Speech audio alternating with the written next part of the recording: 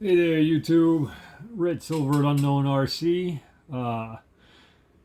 You guys all know what we got here. This is the WPL c64-1.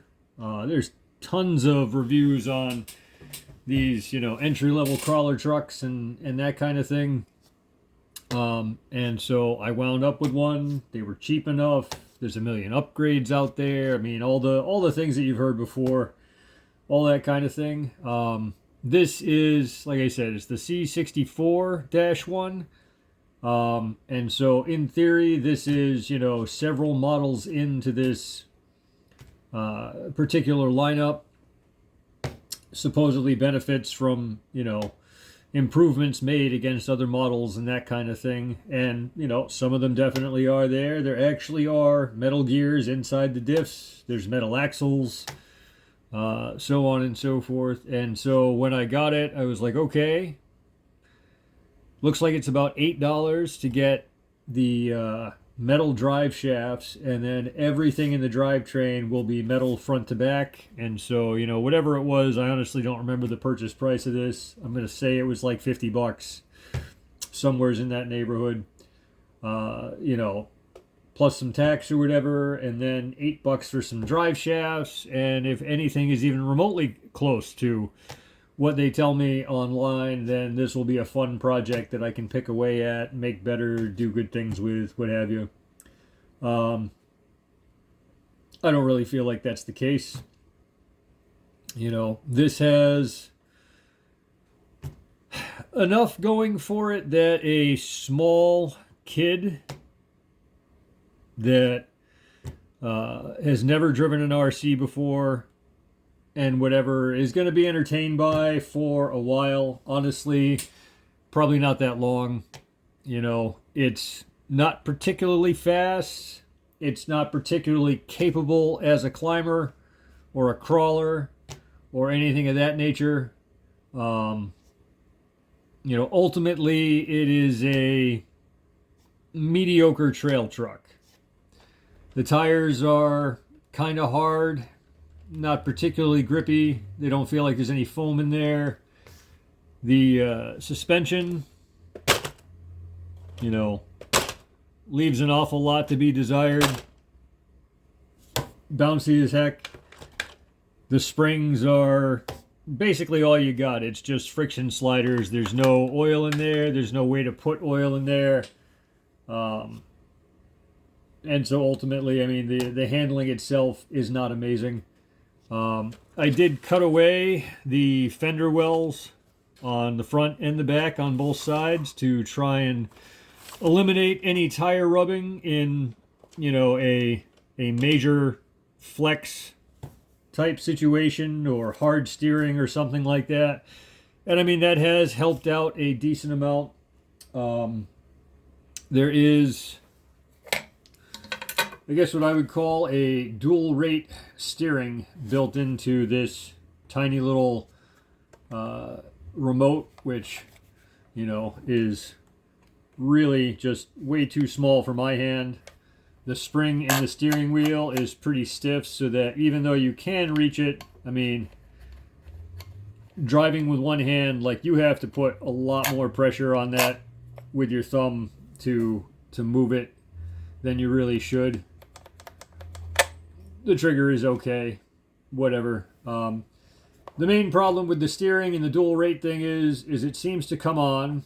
Let me just go ahead and turn it on. All right.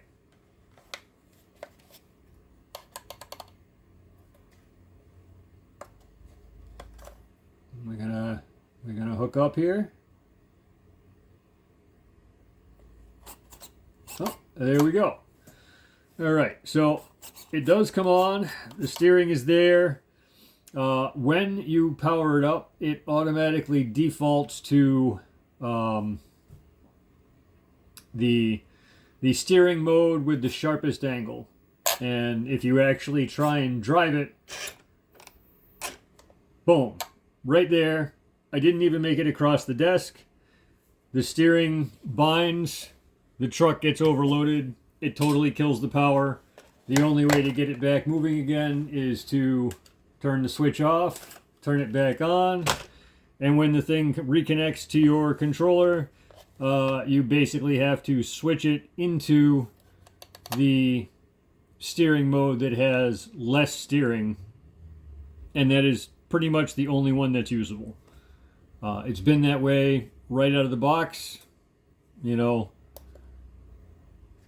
as you can see here, I'm going to have to turn it on and off a couple of times just to get it to find the remote again, which is also not that exciting, and I don't think that most kids are going to be very excited about, you know, owning or driving this when there are so many problems. The very first modification that I had to do to this truck, performance-wise, if we're going to call it that even, is on the rear axle back here. You can see these two pieces of electrical tape that I have wound around the housing, and that's because the housing is clamped here and there, essentially by the spring mounts, and then there's nothing to hold it together out here. So as soon as you start to drive it and the axle flex, this shaft literally splits wide open where you can see the metal axle on the inside. So yeah, first upgrade necessary is to put electrical tape or zip ties or some other cheap piece of crap that you have hanging around on there to tie the axles of this thing together so that they don't keep splitting open while you try to drive it. You can see it's still currently not finding the remote. I don't know why that is. They are about as close to each other as you could possibly get. And yet, you know, we hooked up once, and now we're not going to do it again. So that's cool. I've made one modification to this that I think is probably the absolute best thing that you can do with this truck if you decide that you have to own it for whatever reason. And that is with the battery. And the battery that comes with this is a LiPo battery. It's a 2-cell battery. They give you the charger because they kind of have to, since it is a proprietary connector specific to this brand of product. You will not plug it into anything else without making an adapter. It is a 4-wire connector, so you do not have a separate charging and balance lead. So everything is an all-in-one thing. So if you wanted to separate them, you've got to sort your wiring out to make that happen. None of that is particularly good. The batteries available for this truck are relatively cheap. So, I mean, you could afford to have a bunch of them and just keep charging and swapping batteries and that kind of stuff. And eventually, when this truck dies, which I'm absolutely convinced it will, and there's no way that I'm going inside of this, you know, toy grade RC to disassemble it far enough to find the ESC and the motor. I mean, the motor is right there, but obviously it is not accessible from this location. And just about everything on this truck comes apart the same way. I removed the front bumper. And that was like 10 screws and interlocked with 3 pieces next to it. That is not cool. You know, and everything about this truck working on it is in that same fashion.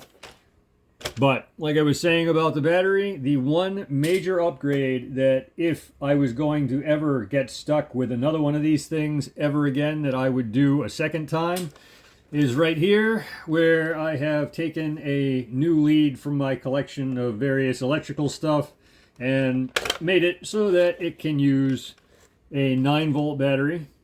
I did wrap it in a little electrical tape just to get a really nice, firm, snug fit inside there.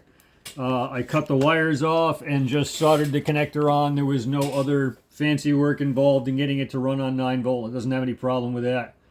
And I am using these EBL high volume 9-volt rechargeable lithium ion batteries, so it's still running a good quality power source The big difference is that when I go to throw this thing in the bin someday, I will not get stuck with a whole bunch of proprietary batteries that only work for a vehicle that was pretty much rubbish from day one. So I feel like that's a good move. I cannot tell you that that is a good idea or safe or something that you should do. All I'm saying is I did it, I would do it again, and it seems to work for me when the truck does, which is not that often. So yeah, is there somebody out there that would enjoy this? Possibly. It's not me. And, you know, value for money wise, I would be very surprised if it's you. But if you decide to buy one of these things, I would say you now have an honest review of somebody that owns this, that bought it themselves, that was expecting something vastly different based on all of the reviews that are out there for the WPL products, which I assume is basically YouTubers, you know, shilling for hopefully free product. I'm not saying that anybody got this and did a favorable review of it because of that, but there are clearly enough people out there that are getting free product from companies like WPL Toys that those that aren't getting free product, I would be willing to bet, are doing better than average reviews on crappier than average products trying to get something for free on their platform. I would not even be happy if they sent me this for free. So there's that. All right. WPL C64-1. An ideal product for a kid that you probably don't like. Have a great day, guys.